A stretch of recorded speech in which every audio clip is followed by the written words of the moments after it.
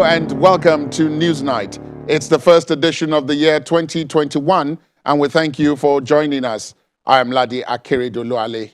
The insurgency in the northeast and the situation, particularly in its epicenter of sorts, Borno State, is our focus today.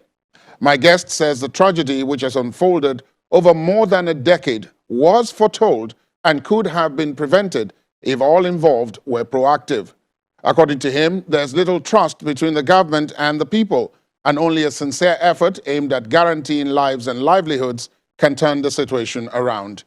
Newsnight talks to the Dean of the Borno Elders Forum, Professor Khalifa Ali Dikwa.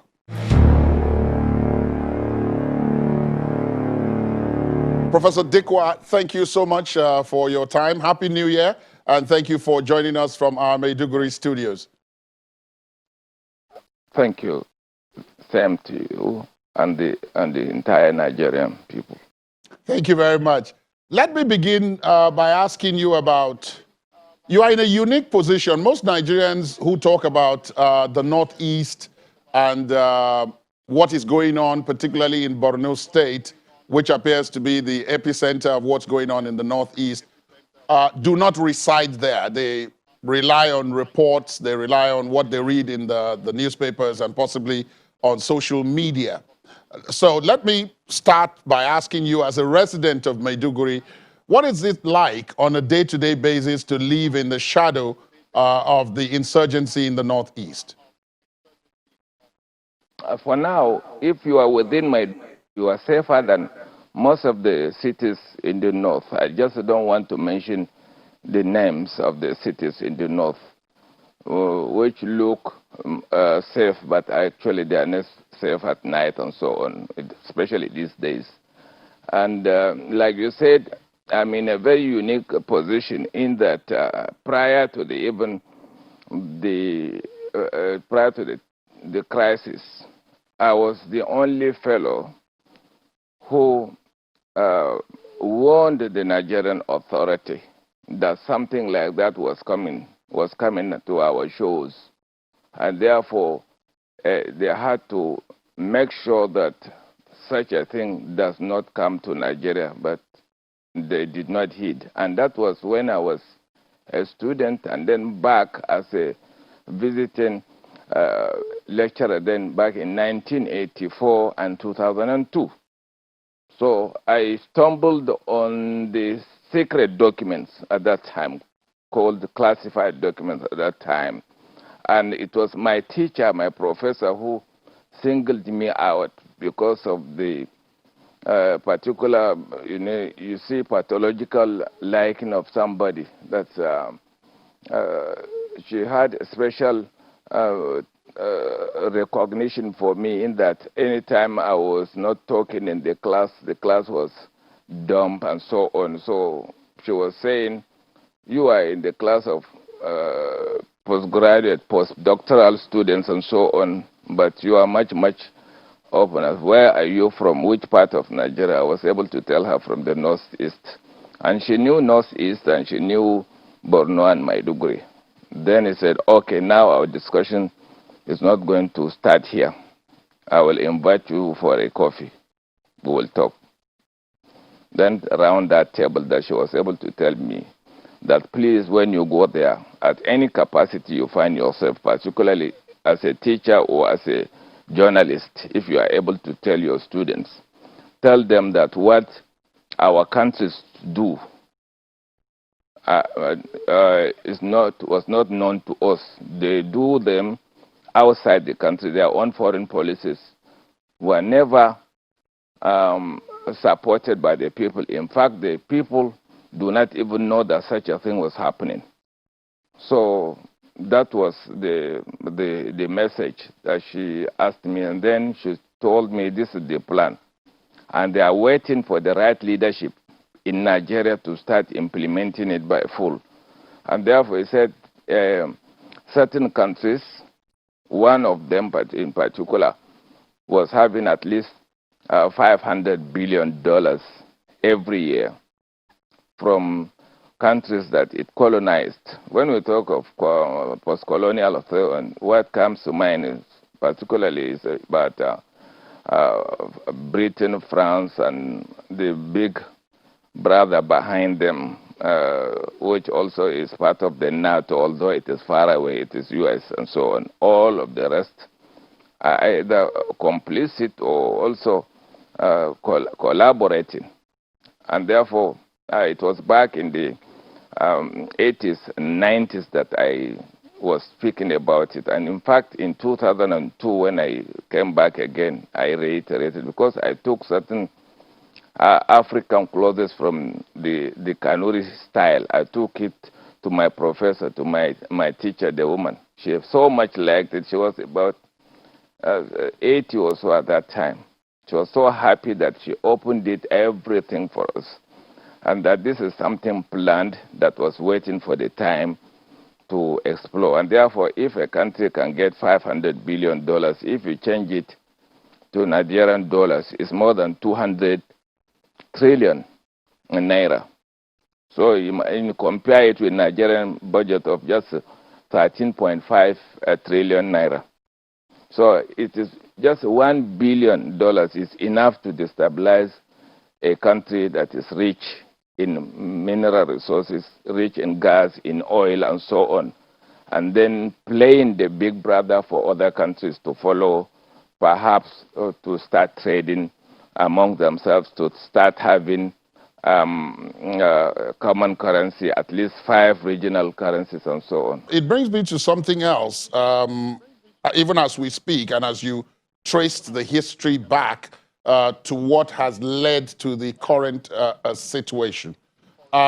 Every once in a while, we hear that some areas have been recaptured by the Nigerian military, but that the problem is after recapturing, they are not able to secure those areas so that the previous residents can go back, which means that a lot of the areas surrounding Maiduguri, the capital, and so on, are not, even as we speak, completely safe. These are the reports.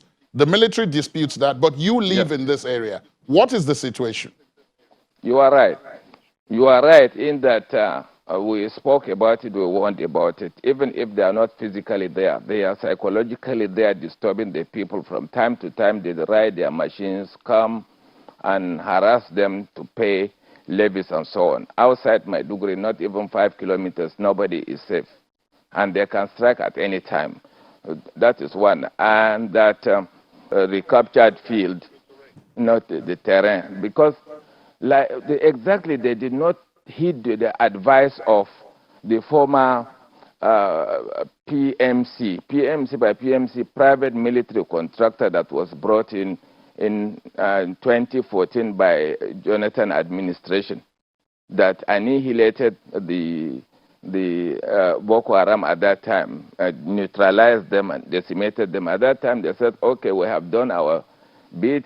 The rest, it has to be political. You can be discussing it, have dialogue on the position of strength, and that you should allow the other paramilitary, particularly the police, to take over the terrain that you have recaptured. You move to the borders.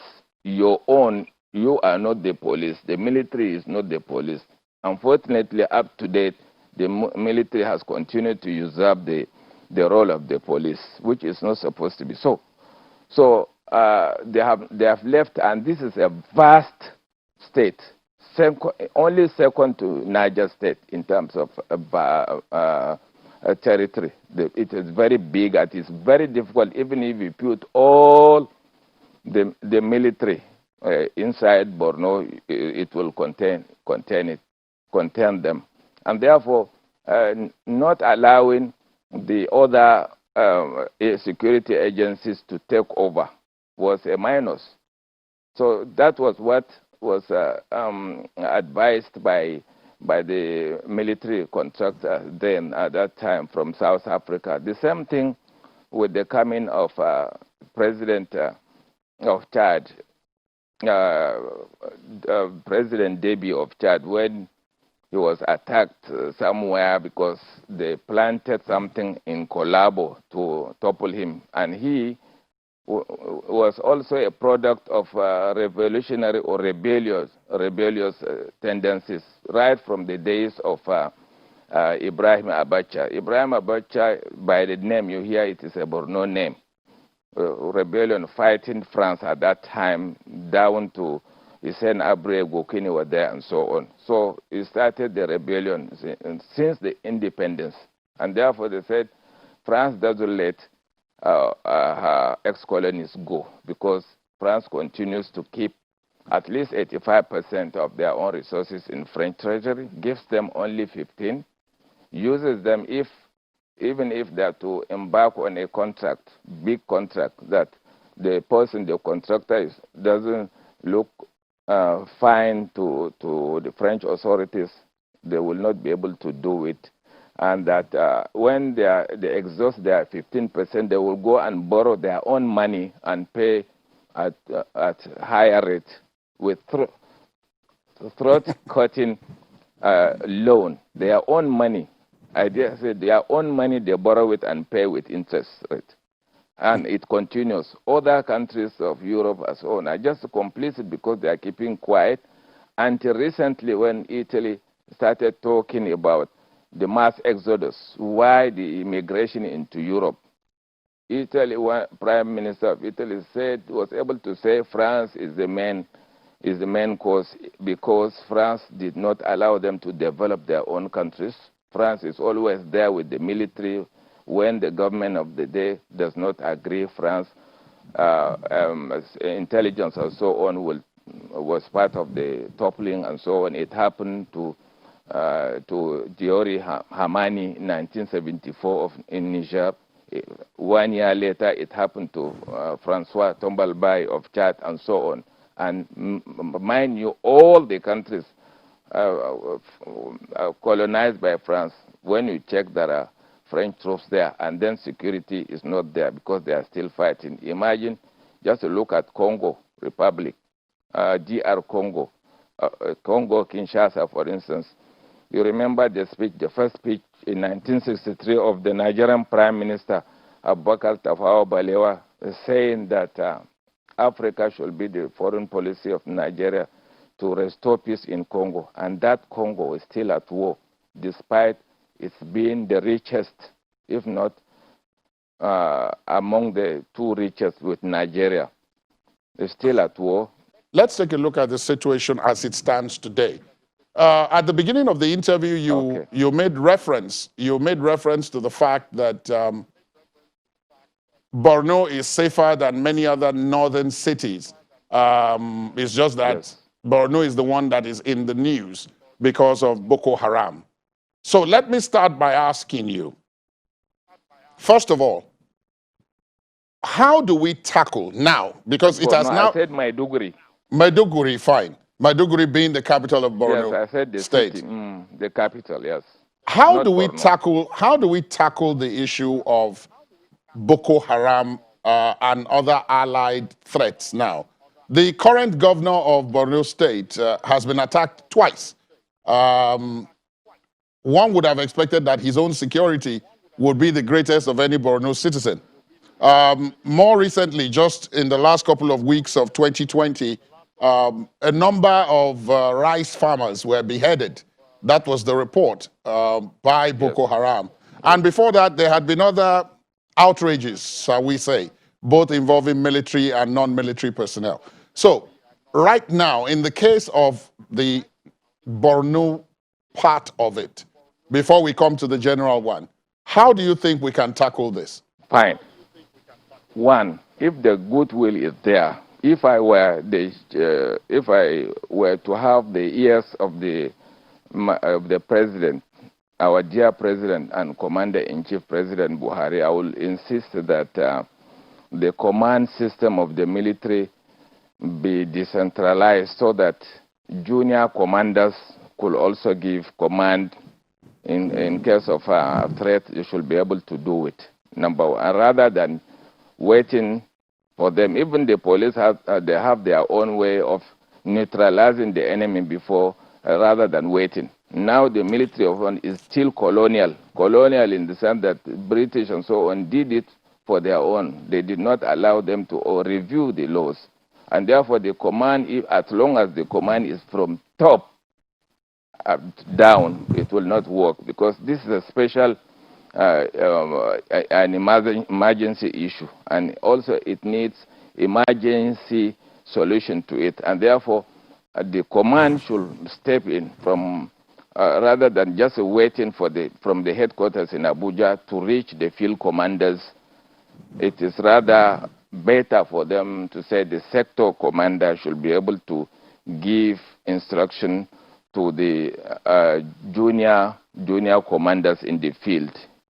Number one. Number two, insist that you have been having the budget and so on. Let us see the technology that you are using. Is it true that you can see the territory, Borno territory, all over Borno, Yobe, the territory, yet you cannot come together, the army and the air force cannot come together and do the same thing? When there is an air attack by the air force, there is no military attack from the ground troops, and the synergy has not been there. So I personally say that as chief CNC, the commander-in-chief of the armed forces, I will be able to say, listen, you leave the command now, or if it is a law, I will write an executive order that the command structure be split, be brought up to the level of field commanders.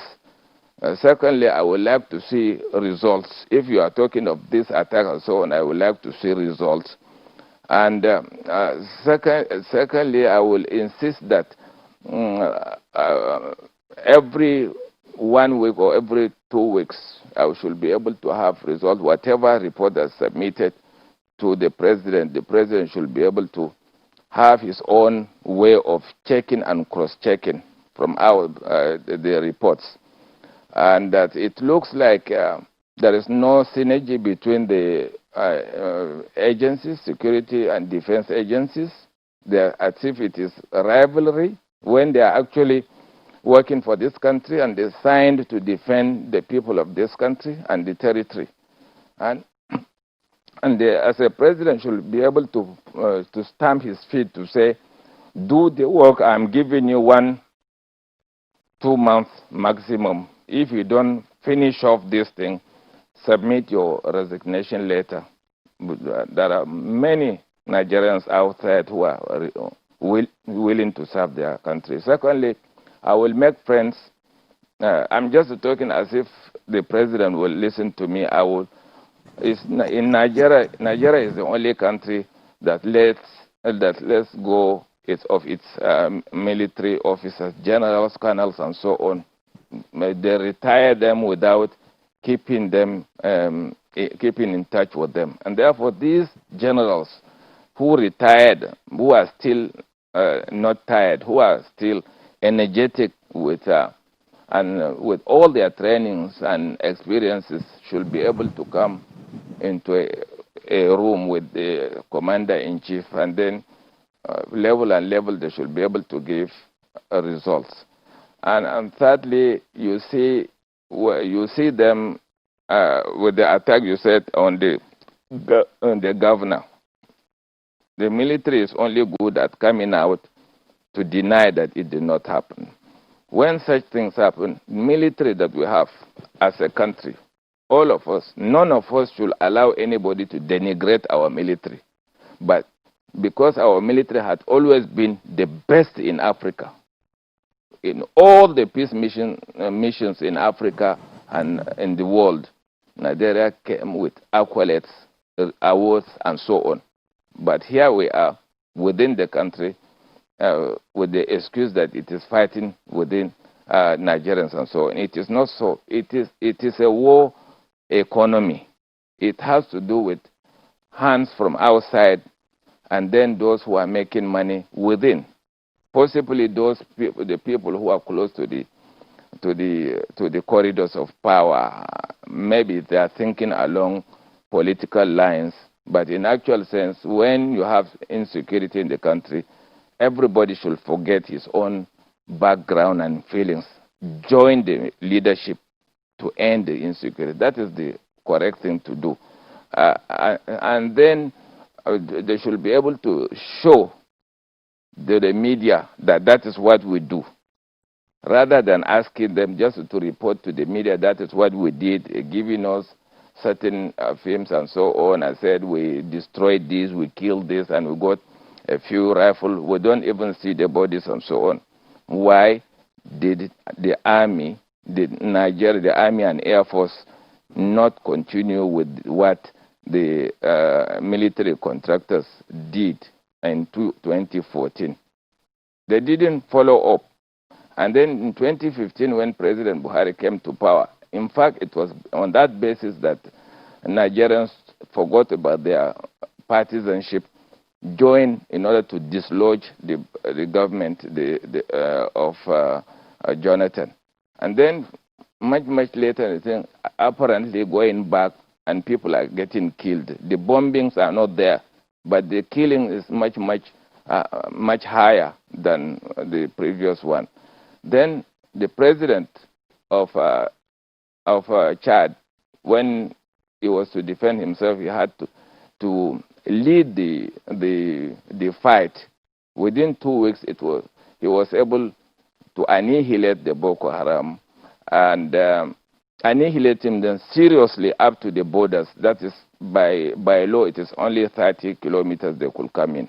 And it is no secret that they were able to even dismantle them and even free many Nigerians, including uniformed men in captivity.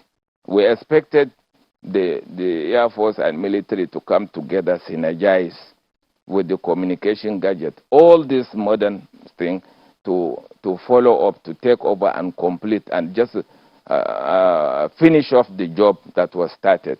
And these are people who listen to us. They are very far from us. Imagine if I talk now here, the people of leadership of Niger, of Chad, and so on, they listen and they take of our advice, but not in our own country, as if we are disconnected from the leadership at the center. I was the one who said we called President Deby. I called him Field Marshal, and eventually they celebrated him, and it was so. So why refusing to continue with them rather than just stepping back and allow it to fester, as if it is just like an industry for making money? Pardon my interruption, but there's something in all that you have said so far. It would appear as if, first of all, this year, 2021, the president has said that they are going to tackle this issue of insecurity and insurgency headlong. But there are some people who have said what we have heard all along is about the stick, the military solution. But that there are others who have talked about the carrot, some form of negotiation, some form of negotiation. It ought to have been the stick and carrot system that should have been adopted. In that, as soon as the military annihilated them in 2015, we expected at that time, or even advised that now that Nigeria is on the position of strength, talk to these boys, even if it means meeting in another country. Let us have dialogue. This is an ideology, inspirational ideology. It cannot be wiped off with force, and therefore it is better to talk to them. If there is something that they are getting economically, Nigeria could afford it. Let them drop the guns, and that was not done. A federal government at that time, Jonathan, established, or even set up many committees to do certain work, including the committee of Ambassador Gaji Galtimari. Those reports are still gathering dust. They were not implemented, as if there was no will to do it. And therefore, stick and carrot is the best. Our own military, I hate anybody to denigrate our own military, because we had a name. They had a reputation. And today, just like the other day, it is just like testing the waters. If somebody from somewhere in the name of protest will infiltrate the protest in Lagos, then to do the damage to our own version of New York, Lagos, Lagos is our own New York for Nigeria. Destroy and kill people and so on without being spotted, and then automatically government steps in and then suspends, rather suspend it. The government went completely to pull it down rather than using the internal mechanism to punish the culprits. It is possible to punish. That has been the system. Rather than pulling down the entire well-trained force because of the mistake or because of the excesses of a few individuals. I do not like this. The way now the police was humiliated at that time.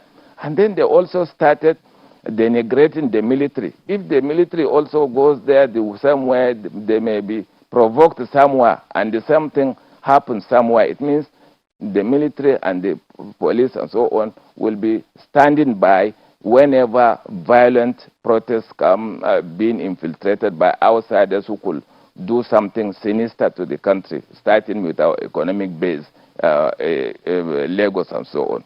So the same thing, it means if there are no people within the commanders who are not complicit and so on, it wouldn't have happened. I dare say for now, let me sound it very loud that we have the best, one of the best of police in Africa, the same with the military, our air force and so on. We are the best in the continent, and therefore nobody should dare denigrate them because of the excesses of a few people.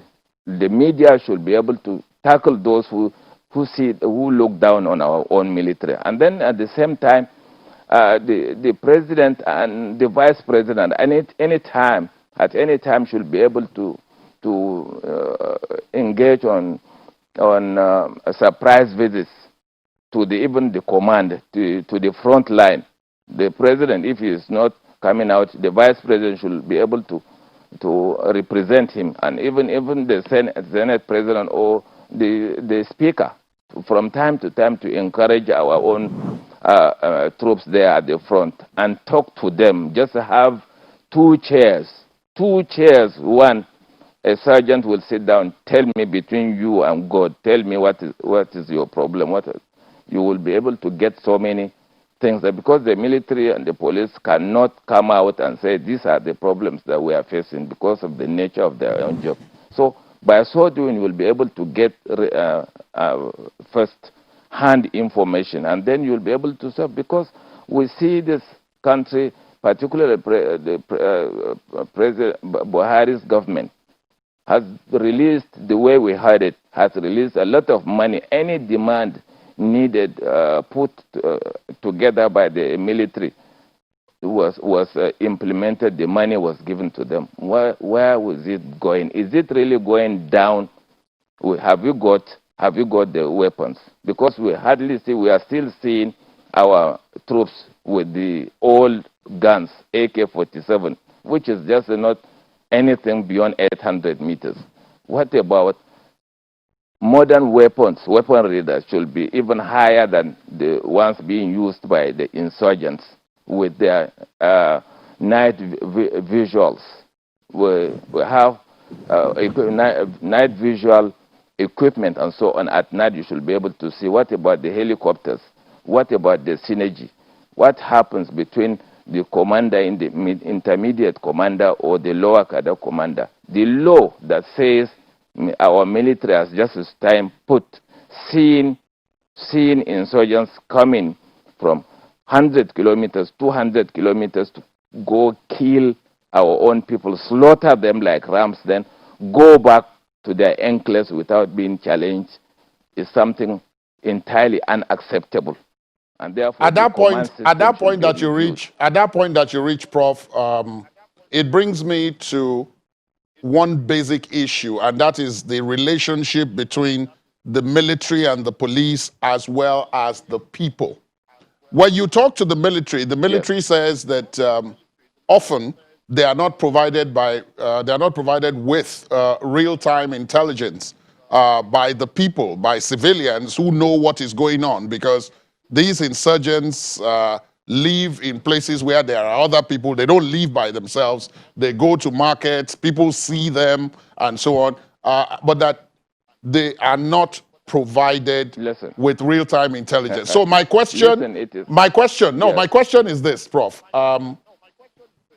From your own understanding, is there trust between the people and those who are paid to look after or secure them? To be candid, the trust has been exhausted because our people used to send information, and eventually that information, no matter how confidential it was, immediately they used to hear telephone calls. When they picked the calls, they said, "We are aware of what you did." So there are malls within the military, within the police. There are malls that, with technology, they should be able to fish them out, because you can have an area and say, this is the call, so, without going into the privacy, but then calls going out, coming in, should be able to see if an area within Sambisa, for instance, and talking to Alagarno or Kukawa and so on. The system should be able to fish out, to even sit on the tail of the devil at that time. But the trust had been eroded because there were so many leakages. That was why they stopped cooperating. And secondly, what do you do with cooperation when you see at night the insurgents, Boko Haram, will come to you? You are in the rural areas. The military, they are not anywhere close to you. They come with their own guns and so on. Then are you likely to say, I'm not cooperating with you, I will not give you the levy that you requested, and so on? It is neither here nor there. It is not true that our people, the people who are not cooperating, they are there because they did their best, and then they are not being protected.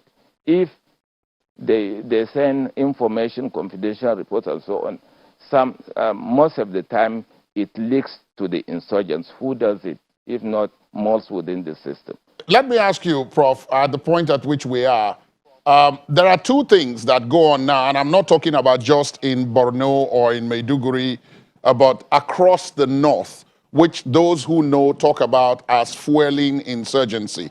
One is the Al-Majri phenomenon. The second is the number of young minds, young children, whom you referred to at the beginning of the interview, as having the opportunity to make friends, quote and unquote, with the devil, because they are not in school. Particularly young girls. If you recollect, at a point during the insurgency, most of those who were doing suicide bombings in Borno, in Maiduguri, and other parts of the north were these young girls. They were the ones who were strapped with the bombs and who were sent out to places because they are not in school. How do you think those twin problems, because both of them seem to be associated with the north, and in some places with religion, how can those be tackled? Because there are those who point out that if you don't tackle those, you can't get a handle on the bigger problem. Yes. I've got your point. It has to do with negligence. Negligence, not developing the rural areas, not to give the basics to the rural areas. I earlier mentioned water, electricity, and so on, something to do with poverty and so on. Imagine a governor who wanted to go to an area that was earlier said to have been freed. There was nothing like insurgents and so on. Then the governor came under attack, not first, not once, not twice. And then, till date, nobody was able to mention who did that and who did one. Even if at all we had a satellite that is functioning, we should be able to have the pictures. For instance, now, if you go to the headquarters, there are places within the headquarters of the military and Air Force. They have a place where they can see the entire territory of Borno and Yobe. And they can see these people, Boko Haram, moving on machine, moving many kilometers. No challenge, they will go and do these things. And secondly, when you say reintegration, the reintegration is something that is absolutely nonsensical. Nonsensical in the sense that reintegration doesn't take place when there is no ceasefire, when there is no peace. It is only after a ceasefire and complete peace, like it happened in Colombo after 50 years of insurgency. When these people are still sticking to their guns, they are still killing people, slaughtering people, and then you call them, you are able to now profile those who surrendered or those who you caught because they are young. After 6 months, you are able to now train them, retrain them, and they are sending them to the society that they traumatized for many years without, first of all, taking care of the people who were traumatized by these insurgents. Rather than keeping them very far away, if there is anything like right for them, though the countries who talk about the rights for killers, then those countries can give them visa to go and stay there for some time, for, even outside the country, far away from the people who they traumatized, because our people have not gone back to their ancestral homes, to their original abodes, to start farming and settling in order to forget about it. These things are still fresh in their mind for 11 years. You cannot say something like that. By so doing, indirectly, you are encouraging the young ones who have never taken into insurgency or rebellion or never took weapon and so on. You are encouraging them to join because they are peaceful at home. Nobody cared about their own school because the children of the big ones are not schooling in public schools, hence allowing a strike to continue for 9 months, which is a calendar year. And they go to a different hospital. The children of those who are our leaders are going to a different hospital, and so on. That infuriates and that tickles. It tickles the younger ones, the peaceful ones, to say, okay, if being peaceful is a problem, then we should also try it.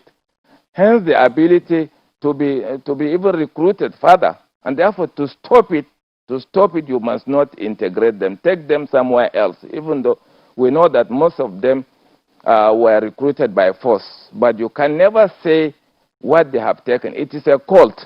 It has nothing to do with religion. It is a deceit. It is known. The names are different. Some were given ethnic tags, some are given religious tags, but they have nothing to do with religion. No religion talks about killing. It is the same thing with Al-Shabaab, the same thing with Al-Qaeda, the same thing with Taliban. Earlier than Taliban, it was Mujahideen, which was created by US to fight the Soviet Union. And it is the same thing. It is for resources.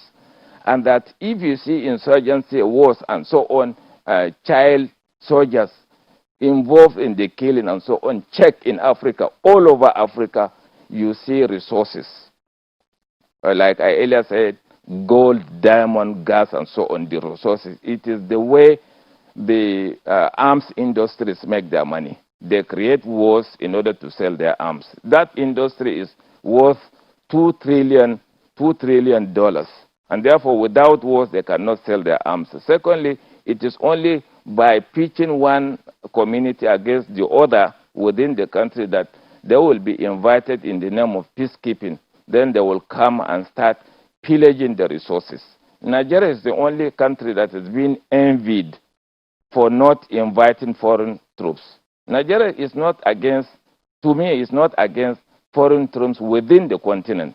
But foreign troops from outside, from Europe, from America, and so on, each time sent under the name of the aegis of the United Nations, they go there, but the peace, they don't return, they don't end, they don't bring peace.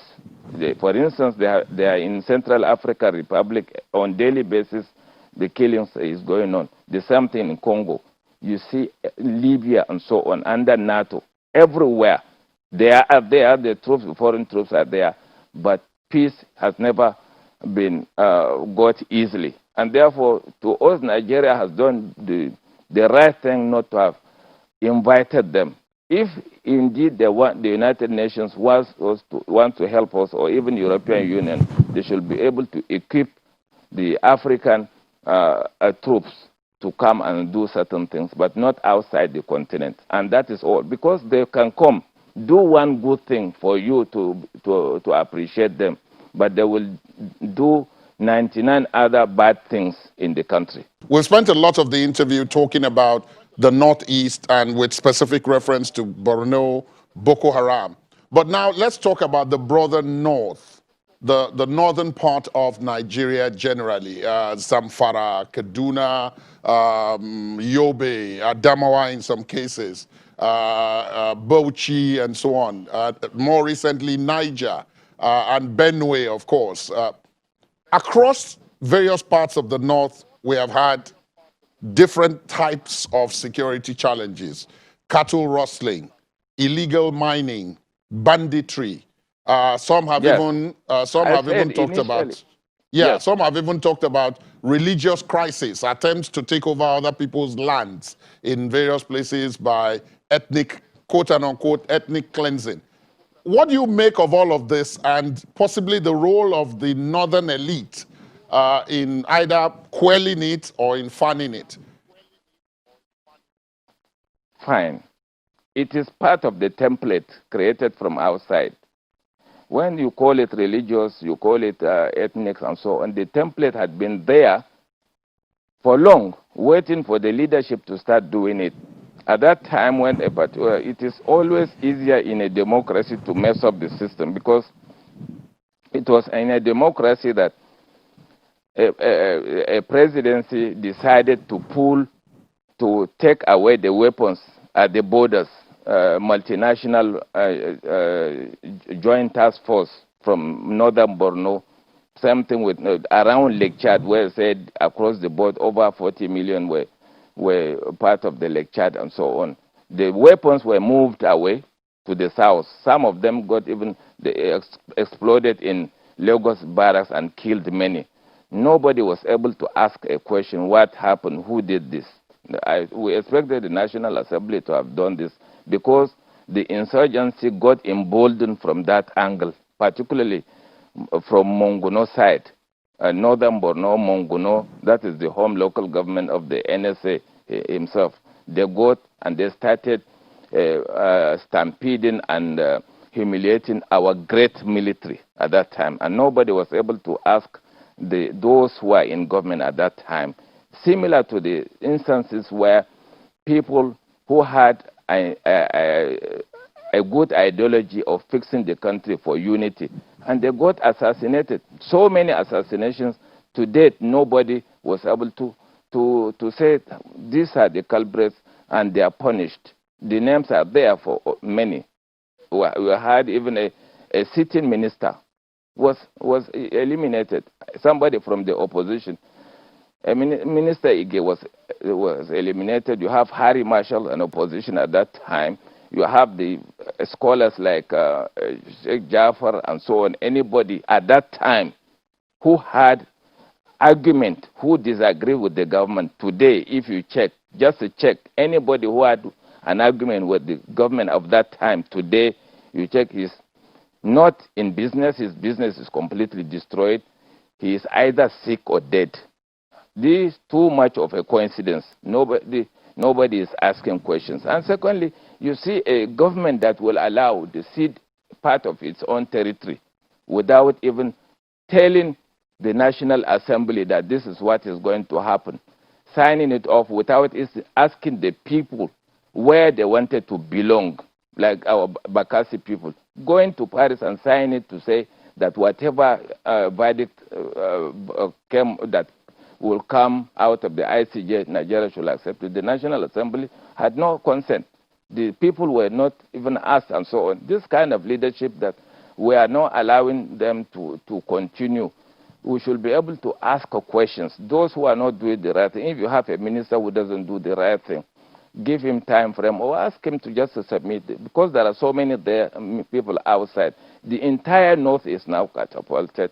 And those who are following me on social media, I was talking about the differences, because from Boko Haram, it will change to other types of insurgency, including kidnapping and so on, killings, land grabbing, all the things, because at least 75% of weapons from Libya up to now, over 500 million of them in Nigeria. So they're there. And in Nigeria, our own custom happened to catch weapons at the sea, even parts of the helicopter. And we have not had the people who are persecuted. They are there. No, and so on. So many people were caught. At that time, the borders of the north were closed because they said people were smuggling arms and drugs and so on. And here, they caught many at the Apapa port and so on. People continue to do this thing.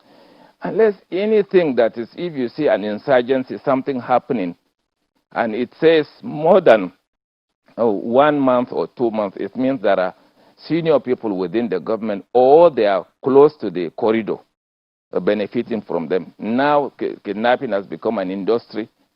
Those who took away, who rustled away the cattle of the Fulanis never knew anything apart from herding.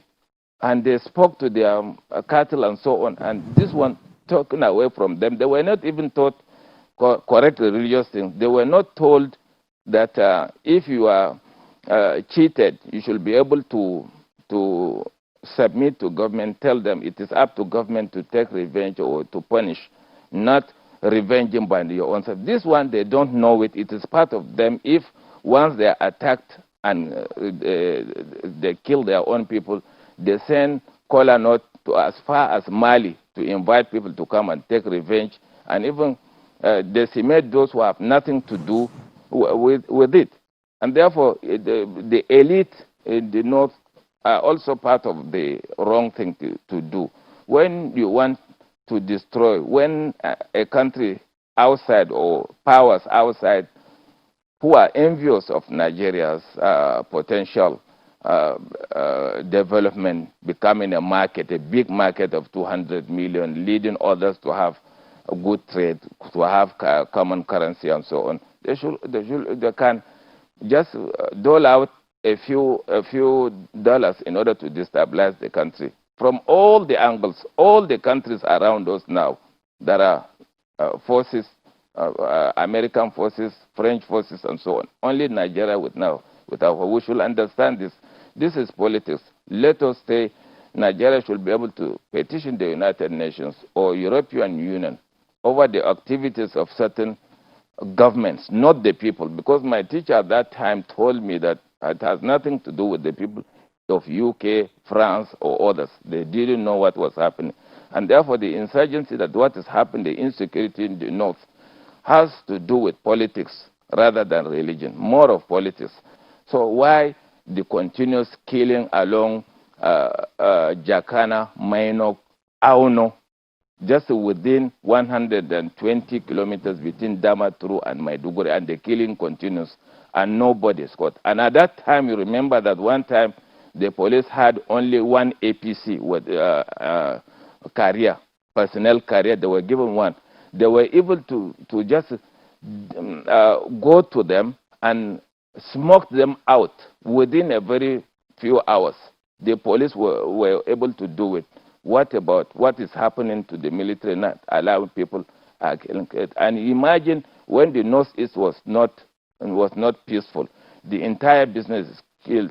Kano, for instance, when there is no peace in Northeast, position of Borno State, for instance, is so strategic that people come from Sudan, from all over Africa, East Africa, to go to Kano, Kaduna, Abuja. From there, they go to Lagos. Business goes back. And that is one of the ways to stifle the economy of a country. So saying that, so that nobody goes to Maiduguri. And then from Gamborungala, the border, coming, even if they come, they cannot move beyond Maiduguri. It means another way of stifling economically, nothing moves. And then in terms of food, the food security is being killed because people cannot farm peacefully. Those people are coming. Some of them, sometimes they load it on people within, they were very quick to call it Boko Haram. Sometimes these people are dropped by helicopters. They are dropped, they do the destruction, and they are picked away. What happened? Why are we afraid of putting technology where we can, if you can take your own phone and you can see your people going into your house wherever you are? Why not doing it so that we can see you, Ladi and Co. will be able to see from your own, what you call the, within the government house or within any house that it can be in Maiduguri, in all the capitals. The governors should be able to see the movement of those who are coming and those who are doing one thing or wrong. And again, what happened to our satellites? Why is it that if our own satellites are not working, we can borrow, we can pay for a space in the satellites to give our military an aerial imagery, so that we can sit on the tail of the devil once and for all. This thing can be done within 1 month, maximum 2 months.